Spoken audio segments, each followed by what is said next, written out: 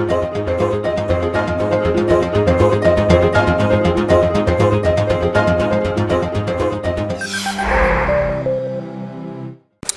markets in Europe are trading higher this morning with the UK's FTSE 100 index currently up about 26 points, the Euro Stoxx 50 index higher by 23 points, and the DAX in Germany up around about 35 points. US stock futures also doing pretty well at the moment. The Dow Jones Industrial Average front month futures contract is currently up 89 points, and the corresponding S&P 500 contract is up around about 4 points at the moment. In the currency space, we got a softer yen, a somewhat stronger dollar, and a stable euro. The pound is also stable at the moment.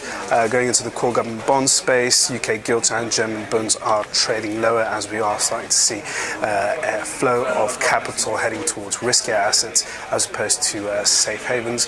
Gold, meanwhile, in the commodity space is up around about $6. Oil prices are easing somewhat. Good morning, I'm Ishaq Siddiqui and welcome to your daily market bite.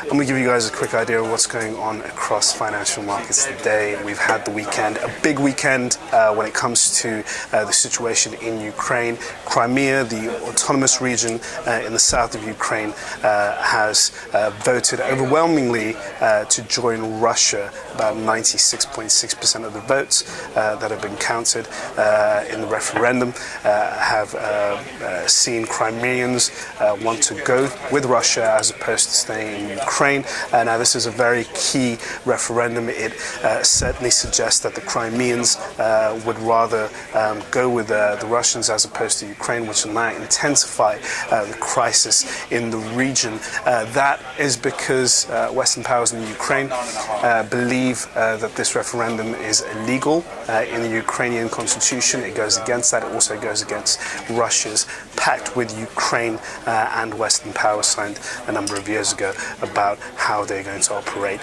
with Ukraine. Historically, Ukraine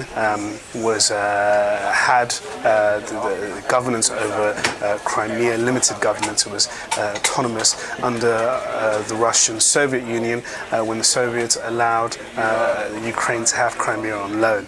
The Russians have had significant influence in the Crimea region. In fact, most Crimeans ethnically identify themselves as Russian. Now, at the moment, that referendum's gone through in the eyes of Russia only, and Russia is the only country that recognizes it, whereas in the rest of the world is against it, saying that it is illegal. The US, the UK, and the EU have all said that sanctions will now be on Russia as early as Monday. Yet, however, we are yet to hear any sort of announcements from the policymakers in the West about what sort of sanctions they're looking to put on Russia. When it comes to sanctions, economic sanctions, they could be very difficult for Russia. They've already put sanctions such as visa ban on certain Russian individuals, particularly those who are wealthy Russian oligarchs, etc., etc.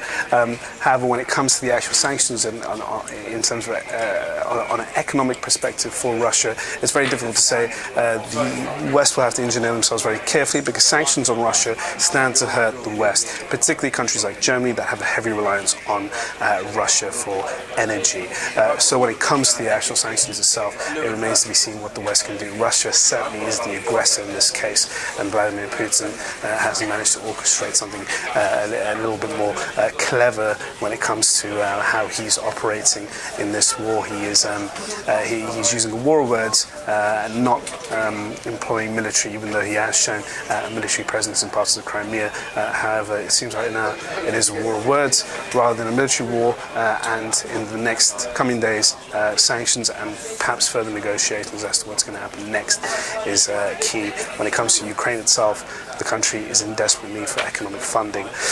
So that's obviously dominating the headlines. When it comes to how markets have reacted in Europe this morning, given the fact that last week we were on multi-week lows, had a big slide for risk assets and a lot of demand for safe havens.